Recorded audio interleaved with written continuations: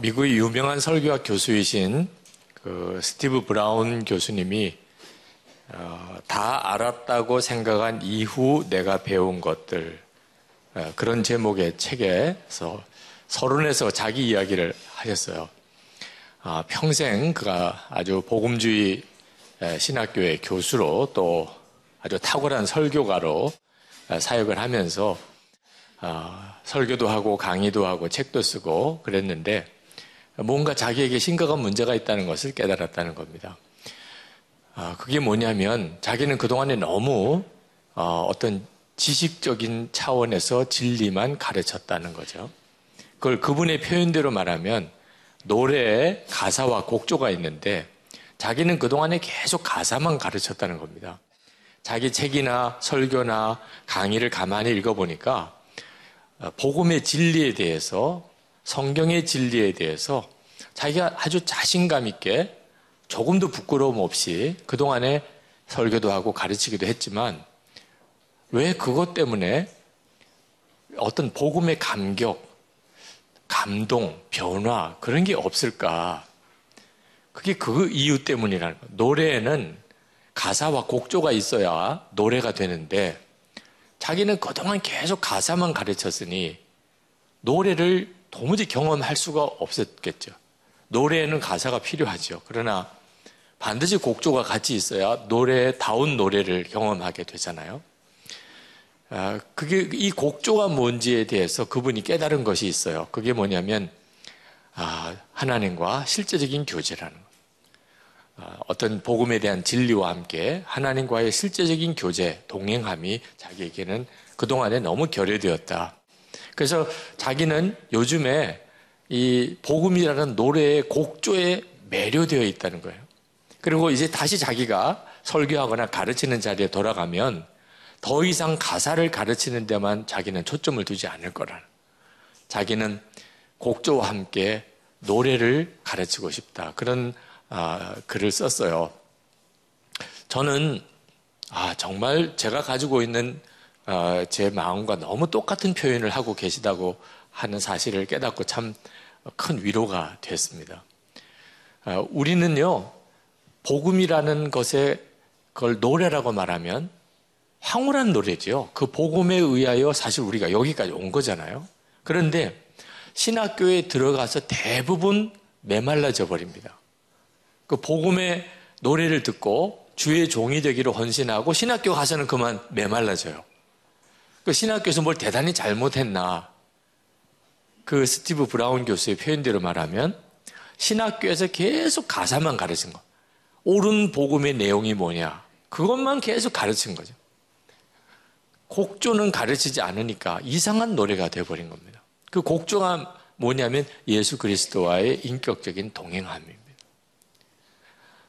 지금 우리가 예수 동행 일기를 쓰고자 하는 이유가 바로 거기에 있어요. 정통주의와 복음주의의 차이는 바로 이 점입니다. 정통주의는 성경의 진리가 무엇인가에 모든 초점이 있어요. 성경의 진리가 뭐냐. 그런데 복음주의는 그 성경의 진리를 실제로 내 삶으로 어떻게 살아냈느냐. 그게 복음주의예요. 그래서 예수님과 동행함에 대한 것을 이렇게 강조해야 할 수밖에 없게 된 거죠.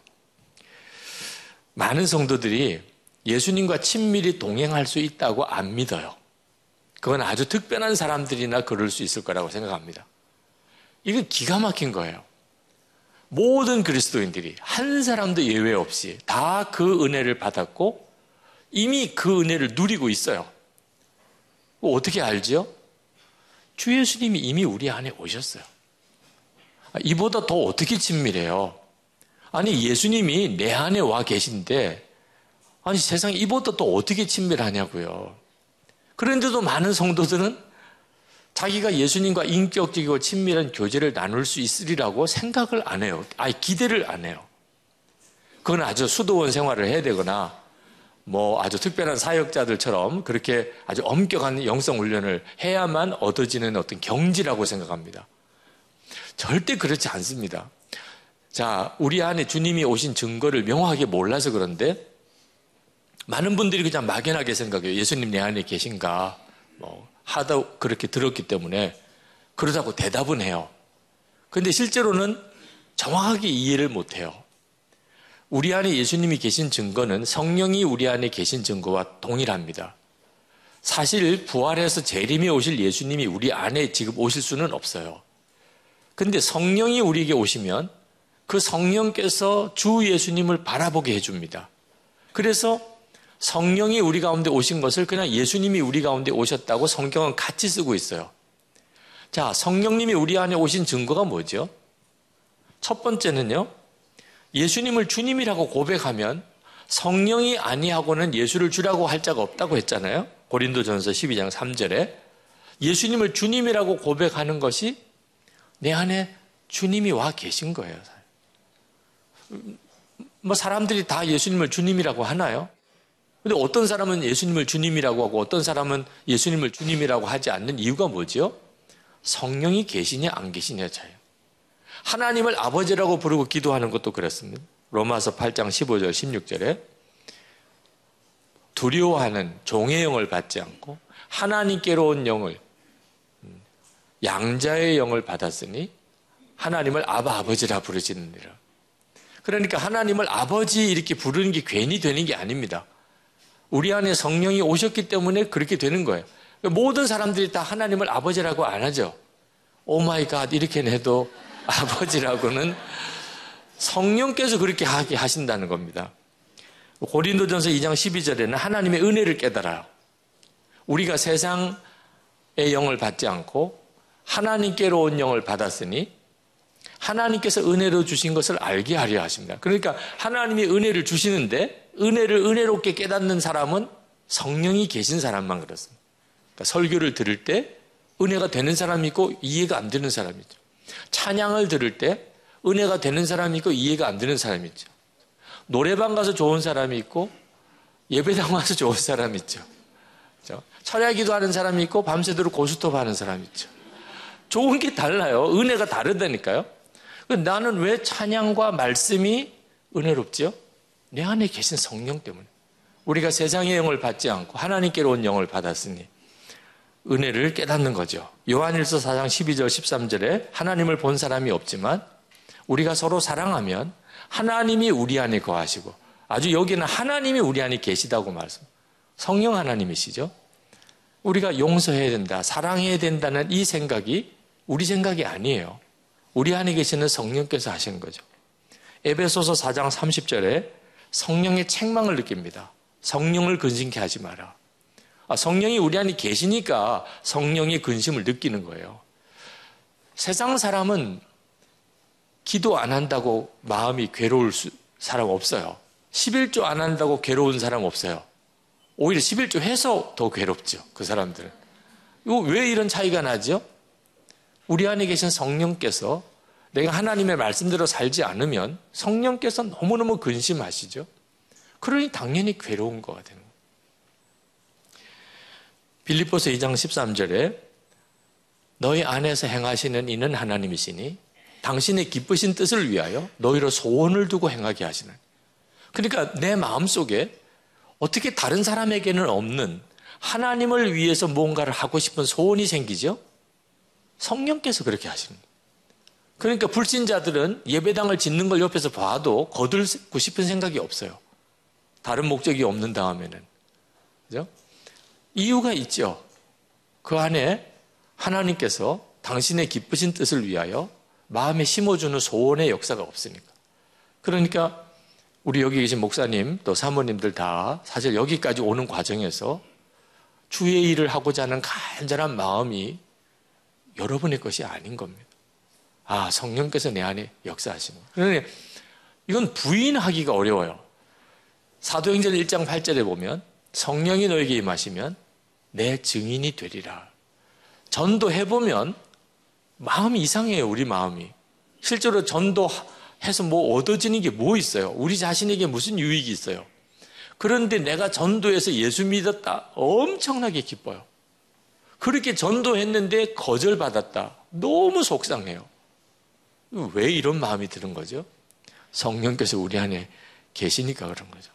그러니 우리 안에 주님이 와 계세요. 모든 그리스도인에게 다 이루어진 일이에요. 세상에 이보다 더 친밀함이 어딨냐고요. 그런데도 주님과 친밀함은 너무 어려워.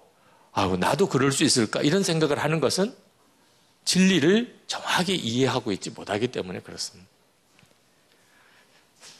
그리고 또 하나가 그렇게 주님과 친밀해질 수 있다는 사실을 분명하게 가르치지 않은 거예요. 그리고 그렇게 주님과 친밀히 동행하도록 그렇게 훈련시켜 주지 않았기 때문입니다. 그러니까 맨 주님과 친밀히 동행하는 사람이 없는 거예요. 교회에서 주변에서 아무리 봐도. 그러니까 주님과 친밀히 동행하지 않는 게 그게 정상인 것처럼 생각이 돼요. 어떤 사람이 주님과 아주 친밀히 동행하는 사람을 보면 매우 이상해요. 어떻게 저런 사람이 다 있을 수 있지? 그 사람이 정상인데 완전히 우리가 판단이 왜곡이 되어버렸어요. 정상이 비정상인 것처럼, 비정상이 정상인 것처럼. 우리가 정말 주님과 친밀히 동행할 수 있음을, 그게 우리가 구원받을 때 받은 모든 성도에게 주어진 은혜라는 사실을 분명하게 알고, 그리고 그렇게 살도록 실제로 살아가야 하는 겁니다. 예수님이 우리 안에 오신 이유, 오늘 읽은 말씀에 보면 밥 같이 먹자고 오셨다는 거예요. 좀 어이가 없지요? 예수님이 지금 내 안에 오셨는데 막 문을 두들기세요. 얼마나 우리 안에 오시고 싶으시면 문을 두들기셨겠어요? 그런데 그렇게까지 간절하게 우리 안에 오실 이유가 너무 허탈해요. 밥 같이 먹자. 그는 나와 더불어 먹고 나는 그와 더불어 먹으리라. 그런데 이 말씀을 묵상하다가 이거 진짜 놀라운 것이구나. 우리 주님은 아주 특별하게 무슨 거창하게 우리 안에 오시기를 원하신 게 아니고 밥 같이 먹는 친밀함을 말씀해요. 물론 신학적으로 성찬을 말하는 해석도 가능해요. 그렇지만 그냥 말 그대로 주님은 밥 같이 먹자고 오신 거예요. 자, 하루 세 끼 누구랑 같이 식사하세요? 아무도 없습니다. 하루 세 끼 내내 같이 식사할 사람은 우리 주변에 없어요. 부부 하루 세 끼 다 식사하실 수 있나요? 저 오늘 점심도 제 아내와 같이 먹지 않았는데요. 그럼 누구랑 도대체 같이 밥 먹죠? 내 안에 오신 주님. 그러니까 예수님하고는 우리는 항상 밥 같이 먹는 관계. 그러니까 식사하기 전에 잠깐 기도하잖아요. 주님 감사합니다. 문제는 금방 잊어버려서 그렇지. 네. 그러니까 이 기도가 진짜 기도가 아니었던 거예요. 그냥 늘 하던 기도니까 습관적으로 했지만 끝나고 나면 그냥 잊어버려요. 아니, 같이 식사하는 분을 어떻게 잊을 수가 있어요. 그죠? 근데 우리는 이게 실제가 아닌 거예요. 성경에만 그렇게 기록이 되어 있는 겁니다. 이 점을 좀 바꿔보자는 거예요. 사탄의 전략, 돈, 섹스, 권력. 책으로도 다 나와 있습니다. 서점에 다 나와 있어요. 사탄 이제 망했네, 그죠? 사탄의 전략 이렇게 완벽하게 다 공개됐어요. 사탄은 아무 걱정 안 해요. 네, 그 책 많이 팔려도 좋아. 얼마든지 다 무너뜨릴 수 있으니까. 이게 우리의 불편한 진실이에요. 사탄은 돈, 섹스, 권력으로 우리를 무너뜨린다? 알아요. 강의도 해요. 그런데도 자기가 넘어져요. 사탄은 그 점에 대해서 아무 개의치 않아요. 왜 이렇게 되죠? 주님을 바라보는 눈이 안 뜨인 사람은 돈, 섹스, 권력으로 마귀가 나를 무너뜨린다는 걸 알고도 무너져요. 그런데 주님이 나와 함께 계시는 게 믿어지는 사람은 건드릴 수가 없어요. 마귀가 무슨 방법으로 든지. 아니, 세상에 부부가 같이 있는데 누가 그 부부 중에 한 사람을 건드릴 수 있겠어요? 서로가 서로를 마주보고 있는데 혼자 있을 때 외로워. 요럴 때 이렇게 건드리는 거지. 부부가 지금 같이 있는데 예수님이 나와 함께 계시는 게 믿어지는데 도대체 어떻게 사탄이 우리를 건드려요? 그러니까 죄에 무너진 사람은 죄가 유혹이 강해서도 아니고 자기 자신이 약해서도 아닙니다. 아니, 죄의 유혹이 강하면 넘어지고 자기가 약하면 넘어진다면 이렇게 공개된 자리에서도 음란물 볼 수 있어야죠. 왜? 음란물의 유혹이 너무 강해. 그 핑계예요. 주님이 나와 함께 계시는 게 실제로는 안 믿어지는 거예요. 그러니까 음란물의 유혹에 넘어가는 거예요. 예수님을 믿으면 삶이 바뀌나? 바뀝니다. 저는 아닌 줄 알았거든요. 그런데 예수님과 동행일기를 쓰면서 알게 됐어요. 여러분 교회 교인하고 같이 살아야 된다면 어떨까요? 너무 든든하겠죠? 얼마나 불편하세요. 그 불편하다는 게 뭐죠? 마음대로 못하는 겁니다. 교인이 누가 와 있다는 것만 가지고도.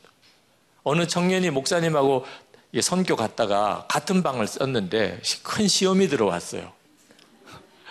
목사님 아침에 일어나자마자 화장실 가는 거 보고 시험에 들었어요. 기도해야지. 아니 목사님이면 아침에 눈 뜨고 일어나서 기도해야지 어떻게 화장실부터 가는. 그래서 시험이 들었다는 거예요. 세상에 이런 교인하고 같이 이렇게 살아야 된다는 게 얼마나 힘들어요. 그런데 예수님이 내 마음에 계세요. 아니 이 사실이 진짜냐 말입니다. 아니 지금 이게 진짜인지 아닌지 이것부터 분명히 합시다. 예수님이 내 마음에 계신 거 맞다면, 아니 어떤 사람하고 같이 살아도, 부모님 집에 모셔도, 애가 태어나도, 사위와 며느리가 집에 들어와도 생활이 바뀌는데 예수님이 진짜 내 마음에 계신 게 맞다면 어떻게 예수 믿고도 사람이 안 바뀐다고 할 수 있어요? 그러니까 예수를 믿는 것에 대한 개념의 문제인 겁니다. 성경대로 안 믿는 거예요. 예수님이 정말 우리 안에 오셨다는 걸 안 믿는 거예요.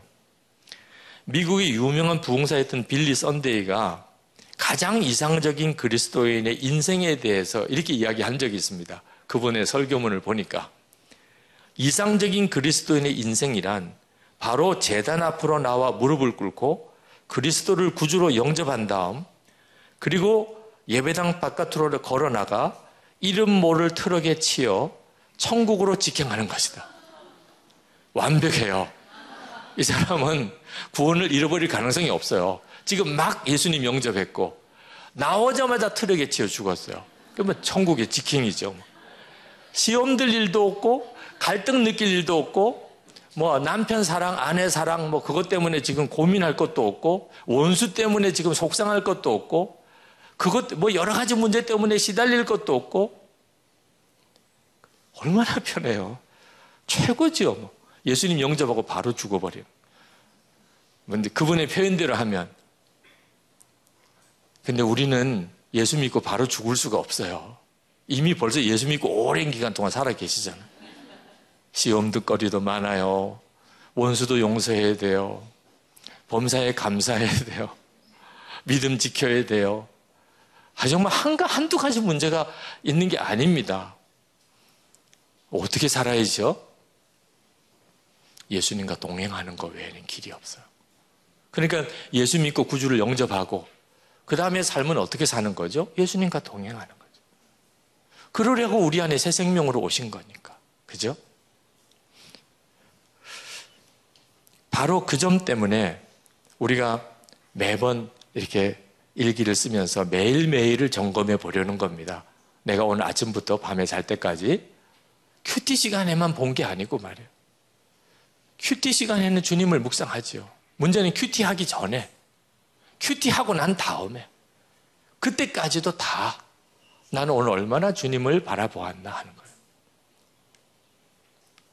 우리가 가족과 함께 사는 것을, 그걸 동행이라고 하는 거예요. 그러니까 평생 한두 번 만나는 사람이 가족 아니죠. 오늘 저녁에도 만나고 내일 아침에도 보고 서로 또 출근하고 다 떠나지만 또 저녁에 또 만나고, 우리가 그렇게 사는 걸 가족이라고 하고 그걸 동행이라고 하는 거예요. 예수님도 평생 한두 번 특별히 만나는 분 아닙니다. 그냥 매일 매 순간 같이 주님과 함께 사는, 그걸 동행이라고 하는 거죠. 많은 분들이 DTS 같은 데를 가면 그러면 주님과의 관계가 깊어집니다. 눈이 뜨이고 전에 경험해 보지 못했던 은혜도 경험하고, 그래서 DTS를 가는 분들이 많죠. 그렇지만 DTS 가진 문제가 뭐냐면 일상으로 돌아오고 난 다음이에요. DTS 훈련 다 끝나고 그리고 돌아와서 1년쯤 뒤에 대부분 하는 이야기가 DTS 가기 전 상태로 돌아왔다는 거예요. 이게 도대체 왜 이런가요? 왜? 제자훈련 교회에서 해보니까 제자훈련 할 때 너무 좋아요. 끝나고 난 다음에 다 옛날로 돌아갔대 또. 이게 도대체 왜 이렇지요? 이제 승부는 일상에서 걸어야 되는 거예요. 일상생활에서 걸어야 되는 거예요. 특별한 제자훈련 과정, DTS 훈련 이것으로 해결할 문제가 아니더라는 거예요. 그래서 어떻게 하면 성도들이 일상에서 주님과 동행할 수 있게 해줄까? 같이 살아야 되는데 어떻게 교인들하고 다 같이 살아요? 하나님께서 주신 지혜가 스스로가 자기가 늘 주님과 함께 동행하고 사는지를 매일 그냥 점검하라. 그렇게 어려운 일 아니에요.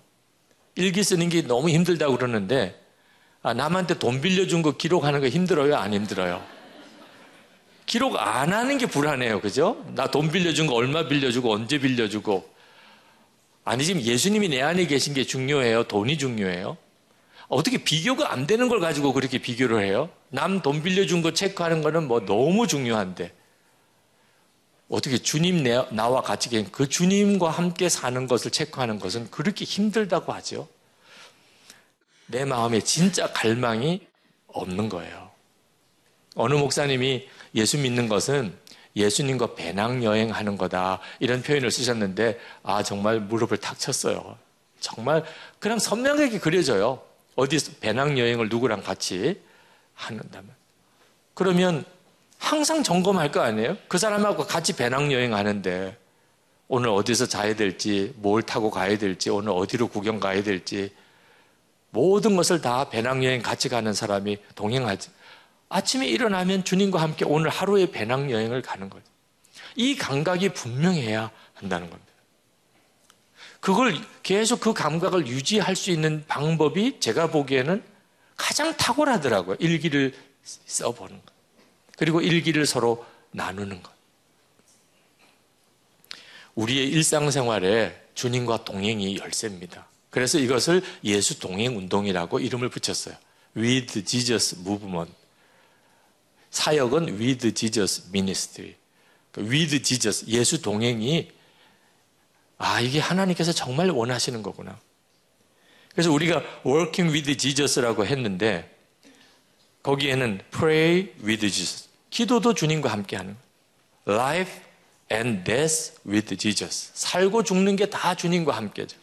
여행 with Jesus. 자녀 교육 with Jesus. 결혼 with Jesus. 가정생활 with Jesus. 비즈니스 with Jesus. 정치 with Jesus. 통일운동 with Jesus. 선교 with Jesus. 다 해요, 다. 우리의 모든 영역이 다 주님과 함께. 제가 한 번은 어느 목사님들 모임에서 부부 모임에 여행을 이렇게 가게 되는데 제가 그 일을 이제 주선도 하고 진행도 해야 될 그런 순서라 제가 그 일을 담당을 해서 이제 여행을 출발을 떠납니다. 이제 한 2박 3일 여행을 떠나는데 제가 이제 진행해야 되니까 이제 처음에 이렇게 버스를 타고 떠나면서 이번에 우리 모처럼 이렇게 모여서 같이 여행을 하는데 이번에 우리가 계속 주님을 2박 3일 동안 바라봅시다. 그랬더니 어느 사모님 한 분이 유 목사는 그래서 마음에 안 들어. 아니 좀 풀어줘 제발 좀. 아니 여기 지금 이렇게 여행을 가는 이 즐거운 시간에 주님을 바라보자니 지금 숨 막힌다 숨 막혀 정말. 그래가지고 제가 깨갱거리고 앉았어요. 진짜 싫어하는구나. 교인들하고 있을 때 교회에서야 뭐 주님 바라봐야 되지만 이렇게 좀 목사님들끼리 여행을 갈 때는 이제 제발 좀 주님 바라보지 말고 도대체 이게 어떻게 내가 수습을 해야 될지 모르겠더라고요. 우리들 속에 있는 정서상에 이런 문제가 있어요. 아니 이건 뭐 피할 방법이 없는데 내 안에 오셨기 때문에 주님과 모든 삶에 동행하는 것은 그런데 우리 속에 실제로 그 믿음도 기쁨도 없다니까. 그러니 맨 엉터리인 거죠. 목회자인 우리들부터 그 점이 안 되니. 열심 참 대단한 분 보면 얼굴이 그렇게 밝아요. 너무너무 귀해요. 하여튼 하는 것마다 다 감동적인 간증거리예요. 이런 교인들을 여러분들이 혹시 보았다면 틀림없이 최근에 믿은 사람. 최근에 믿은 사람들. 최근에 은혜 받은 사람들이에요, 다. 저 사람은 어떻게 예수를 믿어도 저렇게 얼굴이 우중충하고, 저 사람은 늘 짜증이 나. 이런 분들은 다 30년 이상 믿은 분들이에요. 만나보면. 어느 목사님이 그런 식으로 조크를 하시던데, 이런 조크가 통할 수 있다는 게 참 불편한 거죠. 어떻게 예수님과 오래 동행한 사람이 더 우중충하고, 이제 막 주님을 만난 사람이 더 밝죠? 이게 도대체 왜 그렇죠? 우리가 신앙생활을 주님과 동행을 안 한 겁니다. 그냥 연조만 계속 해마다 늘어난 거예요. 5년, 10년, 20년 이렇게 늘어났지, 주님과 동행을 하면서 그렇게 살았다면 절대로 그럴 수가 없어요. 예수님과 동행일기를 쓰자고 할 때 엄청난 기대를 하시는 분들도 계세요. 어느 목사님이 쓰시다가 그만두셨는데 왜 그러셨냐고 그랬더니 자기는 영성일기 쓰면 유기성 목사 같은 줄, 같이 되는 줄 알았대요. 근데 쓰다가 보니까 자기는 전혀 그렇게 될 가능성이 없더래. 그래서 뭐 써도 소용없네 그러고 이제 안 쓰신다. 그러니까 영성일기 쓰면서 헛기대를 가지시는 분도 계세요. 엄청난 일이 벌어질 거야. 주님과 동행. 우와, 그러면 뭐 날마다 주님을 놀랍게 체험하고. 아니, 날마다 주님 체험하는 게 꼭 그게 바람직한 게 아닙니다. 사도 바울이 예수님 만나고 눈 멀었다니까요. 아니, 이런 일이 매일 일어나면 도대체 어떻게 감당하시려고 그러세요? 그러니까 우리에게는 이런 극적인 어떤 체험으로 주님을 만나는 게 이 예수 동행 일기에서 하나님이 원하시는 게 아니에요. 그건 우리 스스로에게 하나님께서 계획하신 것도 아닙니다. 그러면 도대체 뭐 때문에 예수 동행 일기를 쓰는 거죠? 주님이 나와 함께 계시는 것이 믿어지는 거예요. 그거 딱 하나입니다. 주님이 나와 함께 계시는 게 믿어지는 거예요. 어느 순간에든. 아침에 눈을 때도 믿어지고, 누구랑 대화할 때도 믿어지고, 시험을 일으키는 교인을 만났을 때 그 주님이 나와 같이 계심이 믿어지고, 어떤 유혹이 올 때 주님이 나와 같이 계심이 믿어지고, 그게 사실은 가장 놀라운 것이에요. 그 다음에 주님의 계획에 의해서 어떤 크고 놀라운 어떤 역사도 그 다음 따라오는 거죠. 역사가 초점이 아닙니다.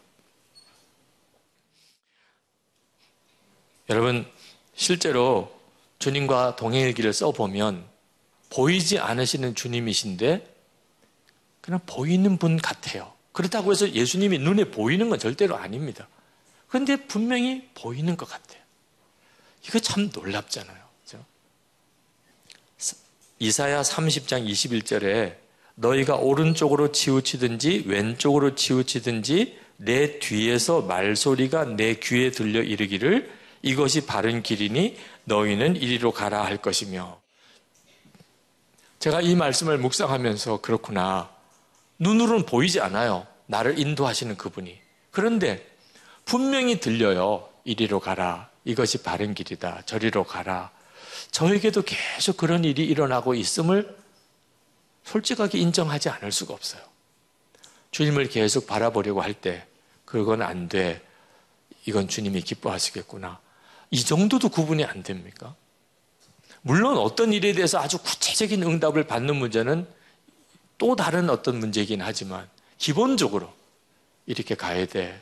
이건 안 돼. 여러분 이 세미나 이렇게 왔다가 이제 어디 도망칠 생각을 한다고 합시다. 뭐 어떤 사연 때문에 왔는지 모르지만 하여튼 빨리 도망가야 되겠다. 이렇게. 근데 그게 분별이 안 됩니까? 아니, 저 같으면 사탄아 물러가라. 이렇게 금방 되죠. 사탄아 물러가라. 어떻게 그게 주님이실 수 있겠습니까? 이 정도의 분별이 되는 것만 해도 이게 엄청난 일이에요. 아, 주님이 안 된다 하시는구나. 아, 마귀가 이렇게 유혹을 하네. 이건 정말 놀랍죠. 요셉이 그 눈에 보이기에 어떤 극적인 사건이나 뭐 놀라운 응답이나 이런 걸 바라고 살았던 사람이라면 아마 요셉은 버텨내지도 못했을 거예요. 노예로 끌려가서, 감옥에 끌려가서 어떻게 견뎠겠어요? 근데 요셉은 밝았어요. 밝으니까 가정 총무도 세우는 거고 간수장이 열쇠도 맡기는 거죠. 항상 얼굴이 우중충해서 담벼락에 고개만 쳐박고 막 죽고 싶어, 뭐 아빠 그랬다가 뭐 밤에 이런 사람을 어떻게 그 가정 총무로 세웁니까? 어떻게 그렇게 밝을 수 있을까요? 보디발이 보니까 너무 마음에 들어. 기분이 좋아. 하여튼 그러니까 가정 총무로 세우는 거죠. 아니 세상에 요셉이 뭘 그렇게 좋을 일이 있겠어요. 주님이 하나님이 함께 계시는 것이 믿어지는 거. 이유는 알 수가 없어요. 그런데 하나님이 함께 계시는 게 믿어져. 그게 보디발도 느꼈을 정도로. 우리에게 지금 필요한 건 그겁니다. 하나님이 내 인생과 사역과 목회에 어떤 놀라운 일들을 계획하셨는지는 몰라요. 그게 있어도 좋고 없어도 좋아요. 주님이 나와 함께 계신 것만 분명하다면 그러면 사실 뭐 문제가 될 게 뭐 있어요. 제가 1984년에 군목 훈련을 받다가 다리가 부러져서 장애인이 될 처지에 빠졌을 때 그때 저는 아버지를 찾았어요. 그게 제가 회심하게 된 회개의 시작입니다. 아니 목사가 그런 어려움에 빠지면 아버지 찾아야 돼요? 하나님 찾아야 돼요? 저는 그냥 자연히 아버지 찾았어요. 아버지가 나를 어떻든지 손 써서 서울 큰 병원에 수술해 주시면 그러면 내가 장애인은 안 될 텐데 그 생각으로 밤 늦게까지 그냥 아버지 연락 드리려고 막 안달을 했어요. 연락 안 돼요. 이제 수술 들어가야 된대요. 그때서야 하나님 생각이 나. 그게 얼마나 나를 비참하게 했는데. 너 목사 맞냐? 너 진짜 하나님 믿는 사람 맞냐? 너 이러고도 어떻게 목사라고 할 수 있냐?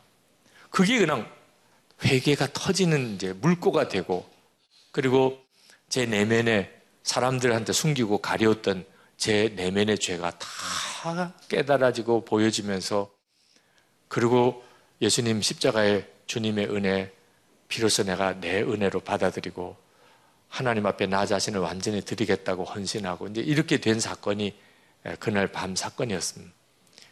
그런데 10년 뒤에 제 아내가 암이 생겼어요. 암 진단을 받았어요. 그때도 정말 휘청거릴 정도로 쉽지 않았습니다. 그런데 10년 뒤에 제 아내가 암에 걸렸을 때 나중에 수술을 하고 하나님이 놀랍게 치유를 주셨지만 그 뒤에 만나는 사람들이 야단을 치세요, 저에게. 그런 어려운 일이 있었으면 좀 연락도 하지. 죄송해요. 제가 경황이 없어서 연락도 못 드려서 죄송합니다. 그런 일이 있었으면 좀 이야기도 해주지. 그래야 우리도 같이 기도하잖아. 죄송해요. 그러면서도 제 마음속에 이게 뭐야? 제가 장애인이 될 거하고 제 아내가 암인 거하고 어떤 게 더 심각한 문제예요? 근데 제가 장애인이 될 처지에 빠졌을 때 저는 정말 제정신이 없었어요. 아버지, 어떻게 하면 우리 아버지에게 연락하지? 나는 하나님을 진짜 믿는 사람이 아니었구나. 근데 제 아내가 암이라는 진단을 부흥 집회, 저녁 집회 전에 제가 전화를 받았어요.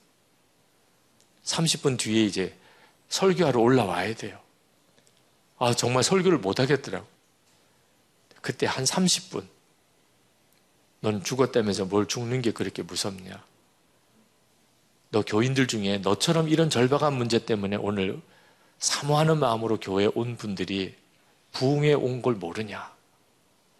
그 두 말씀에 확 바뀌어버렸어요. 정말 놀랍잖아요? 그 10년이 그냥 10년이 아니었어요. 주님을 인격적으로 알아가는 믿음이 나도 모르게 커진 거죠. 여러분은 여러분의 10년 전과 지금의 믿음이 다릅니까? 달라야 하는 거예요. 예수의 동행을 왜 하려고 하나? 그게 우리 믿음을 바꿔요. 지금 내 믿음의 수준에서 아마 더 떨어질 수도 있어요. 형식적인 신앙생활만 하다 보면. 우리 교인들이 지금 심각한 문제에 빠져들 있어요. 믿음이 연조가 깊어지면 더 깊어져야 되잖아요. 예수 동행, 주님과 동행하도록 해주지 않으면 길이 없습니다. 24시간 주님 바라보라고 하는 것은 성경만 읽고 그냥 기도만 하라 이런 게 아닙니다. 일상생활 속에 늘 생활해야 되는 그 모든 생활의 현장 속에 항상 주님을 의식하고 바라보도록 하는 것. 제가 2007년에 나는 죽고 예수로 사는 사람이라는 책을 썼는데요. 그 책이 출간되고 난 다음에 전혀 예상 외의 반응으로 굉장히 많이 책이 팔렸습니다. 근데 그때부터 제 마음속에 뭔가 이렇게 이게 마음에 무거운 짐이 생겼어요. 왜냐하면 나는 죽고 예수로 사는 사람 그 책에 보면 나는 죽고 예수로 사는 사람 밑에 유기성 이렇게 나와 있어요. 그런 뜻으로 낸 거 아닙니다. 나는 죽고 예수로 사는 사람은 모든 그리스도인들에게 주어진 하나의 은혜란 뜻이지 제가 그렇다는 뜻이 아닌데 책 표지를 보면 꼭 그렇게 읽혀져요. 나는 죽고 예수로 사는 사람 유기성 그렇게. 엄청 부담이 돼요. 그 밑에 이제 또 부 제목으로 성령의 능력으로 사는 그리스도인 유기성 이렇게 나옵니다. 그때부터 이게 딱 뭐가 가슴에 이렇게 맺힌 것 같아요. 이게 막 책은 많은 사람이 사서 보고 있대죠. 그럼 사람들이 다 저를 보고 어떻게 생각해요? 저 사람은 나는 죽고 예수는 사람일 거야. 제가 그 뒤에 우리 부목사님에게도 우리 교인들에게도 정말 죽었다고 믿습니까? 그러면 안 믿어진대요. 나는 안 죽었나 봐요. 계속 그래요. 근데 저는요, 안 죽었다고 말을 못해요. 책까지 써가지고 그렇게 내놓은 사람이. 그러니까 저는 그냥 난 죽었습니다. 진리를 결론 삼고 실제로 나는 넘어진 거 많아도 그래도 난 진리를 결론 삼고 난 죽어서 이렇게 밖에는 할 수가 없는 상황이 됐어요. 마치 퇴로가 차단된 군인 같아요. 난 도망갈 길도 없고 어디 숨을 길도 없어요 지금. 그 믿음으로 사실은 한 걸음 한 걸음 계속 더 나갈 수밖에 없게 됐어요. 예수님 한 분이면 충분합니다.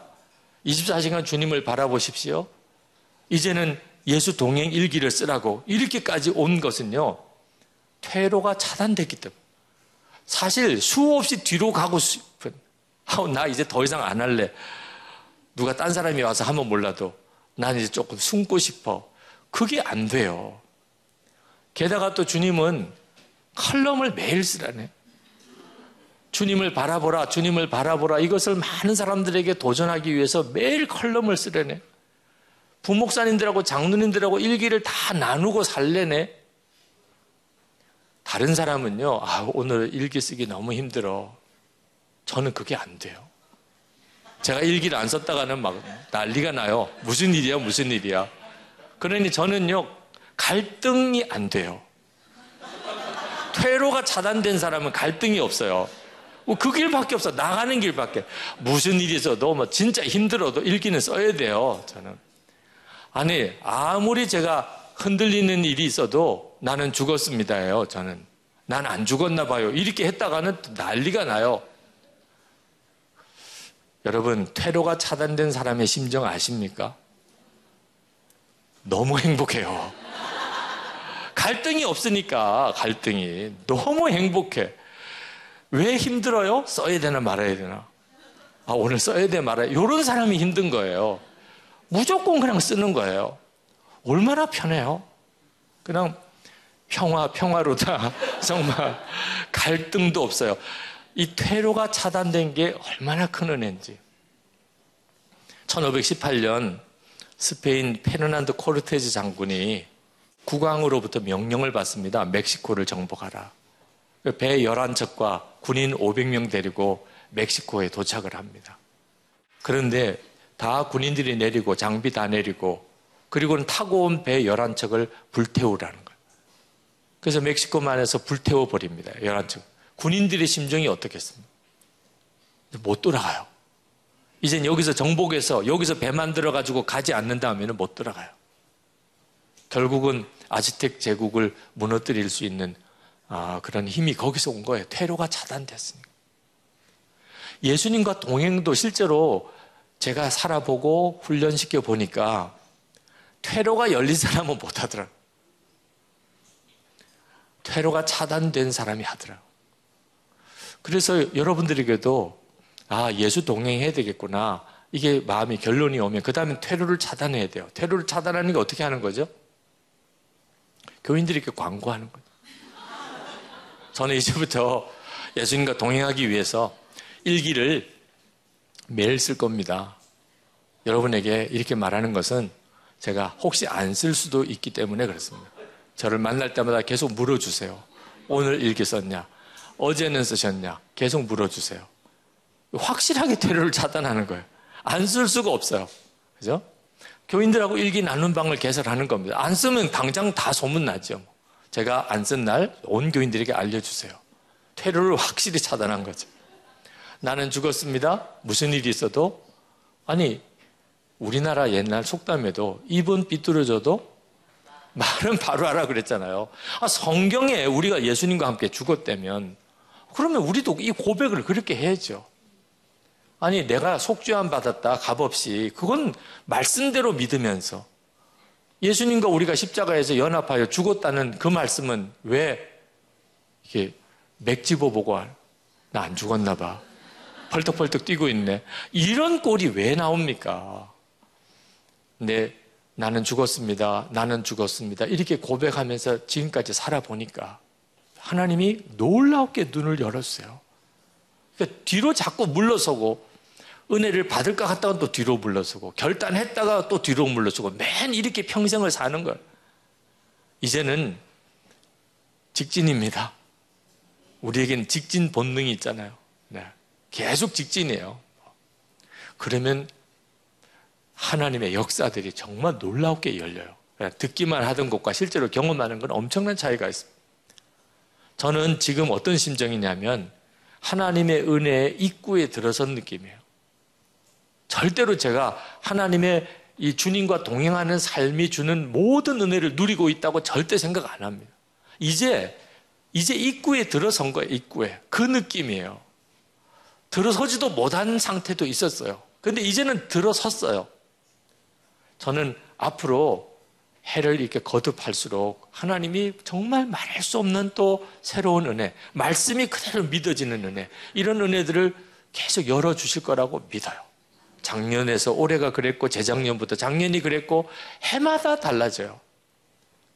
이유는 퇴로가 차단되고 계속 진리를 결론 삼고 주를 바라고 계속 나갔기 때문에요. 오늘 여러분들에게도 예수님과 동행하는 삶을 진짜 살아내고 싶으시다면 광고하세요. 퇴로를 차단하는 거죠. 그런 결단을 가지고 매일 주님을 이렇게 바라보면서 나아가 보세요. 주님, 우리가 원하는 것과 주님이 원하는 건 비교가 안 돼요. 주님이 더 원하십니다. 예수 동행 일기 사역을 하면서 많이 듣는 이야기가 안 돼요, 힘들어요, 못하겠어요. 그런 이야기를 많이 듣습니다. 실제로 10명에게 도전하면 실제로 예수 동행 일기를 쓰시는 분은 1명 정도 아직까지 지금 추세가 그래요. 근데 여인이 해산할 때 너무 고통스러워서 더 이상 참을 수가 없어. 더 이상 견딜 수가 없어. 너무 힘들어. 그러면 뭐라고 그래요? 지금까지 고생한 것도 대단해. 그래, 그만하자. 여기까지인가 보다. 그래, 이제 너도 좀 쉬어. 그러면 다 죽는 거예요. 그죠? 이건 돌아갈 길이 있다고 생각할 수 없는 길이잖아요. 애기를 낳아야죠. 그러니까 너무 잔인하게 말하는 거예요. 더 힘을 내. 더. 얼마나 잔인한 이야기를 해요. 근데 순간 아기가 태어나고 그리고는 기쁨이 확 오잖아요. 주님과 동행함에도 영적인 싸움이 있더라고요. 마귀가 절대로 이것을 기뻐하는 것 같지 않아요. 그래서 이렇게 실제로 해보라 그러면 많은 분들이 안 돼요, 힘들어요 이렇게 나옵니다.